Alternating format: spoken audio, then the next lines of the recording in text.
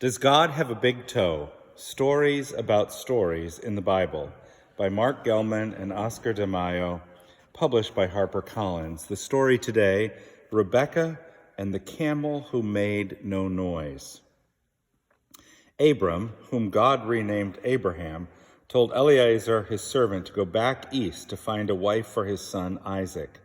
Eliezer did not want to go, but Abraham told him that God would help out by sending along an angel. Abraham had no idea at the time how God would do this, and frankly, neither did God. Now Eliezer wasn't an angel, and the other servants weren't angels. So that just left the camels. God figured he would make one of the camels into an angel just for the trip. After all, the point of the journey was to find a wife for Isaac. And to do this, Eliezer and the angel had to watch the women of the east without being noticed. God figured that if Eliezer took along a guy with wings, white robes, and a halo, and a harp who floated through the air, they might be noticed. So that is why the angel had to be a camel. When God asked for volunteers, nobody raised a wing.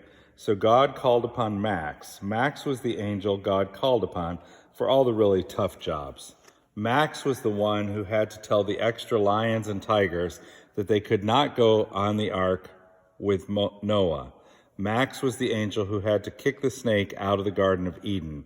Max was the angel who had to collect all the slimy bugs for Adam to name. Max got all the tough jobs. So the caravan to the east finally took off with Eliezer riding on Max. Max found that speaking camel was a cinch, but making the other camel noises was not so easy. Also, one of the girl camels liked Max and kept licking his nose. Now Rebecca, the granddaughter of Abraham's brother Nahor, was sweet, kind, and beautiful, and she loved animals. People in the town said that Rebecca could speak the languages of chipmunks, rabbits, lizards, snakes, elephants, mice, eagles, and goats. But Rebecca did not like camels. It was not the fact that they were ugly. It was not the fact that they drank so much water that they had to go to the well 100 times to fill their humps. What bothered Rebecca most was the loud camel noises they made. One day, Eliezer and his caravan of 10 camels, really it was 9 camels and a Max, came to the well of the city where Nahor lived. They arrived late in the afternoon. The women of the city were out drawing water for the flocks of sheep and goats. There were not many camels in the city where Nahor lived, because the people didn't travel much. Also, they had a small well and worried that too many camels would drink up all the water. When the women saw Eliezer and his camel caravan, they shooed them away. "Go, get out of here, find another well." Eliezer started to leave, but the camels sat down and started to make every noise they could. Rebecca came over to Eliezer and said in front of all the women, "You may drink from our well, and your camels may drink too." Then Rebecca walked over to Max and looked at him in a funny way. She spoke to him in camel, saying, "You are very sweet. You did not complain, and you don't make camel noises. Come, you shall be the first to drink." Max answered her in camel, "My humps are still full.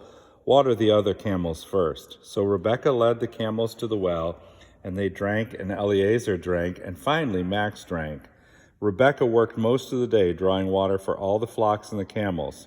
In the morning, Eliezer asked Rebecca to return with him to become Isaac's wife. She said, "Yes."